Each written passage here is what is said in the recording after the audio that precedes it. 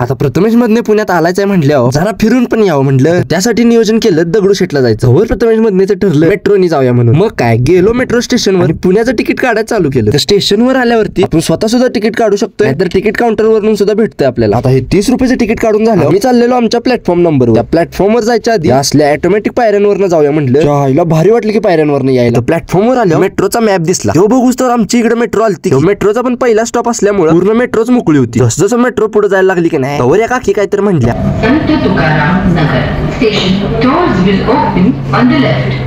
तिला okay okay म्हणत मी आपलं बाहेरच्या निवांत बारक्या बारक्या बिल्डिंगा बघत बसलो. आपल्या शेवटच्या स्टॉपवर उतरून परत 3 मजलीवर येऊन आम्ही आलो स्टेशनच्या बाहेर. तिथनं जरा चालत गेल्यावर पुढे आलं शनिवार वाडा. आज जाणार होतो आम्ही, वर झालं कॅन्सल. बाहेरूनच वाडा बघून झालं. वाड्याच्या बरोबर शेजारी कसबा गणपती मंदिर. मंदिर तर गणपतीच्या वेळी लय भारी सजवतात. आणि तिथून पुढे गेलो मग लाल महाल. पावसा पाण्याचं घरी जायला उशीर व्हायला नको म्हणून आम्ही आता डायरेक्ट गेलो ते मंदिरातच. मला वाटलं लय गर्दी असेल आज दर्शनाला, पण काय नाही एवढं. दर्शन एकदम निवांत झालं. आतमध्ये काही व्हिडिओ काढून देत नाहीत म्हणून तुम्ही बाहेरनच बघून घ्या. आता व्हिडिओ आवडला असेल तर चॅनलला सबस्क्राईब करा आणि इंस्टाग्रामला फॉलो करा.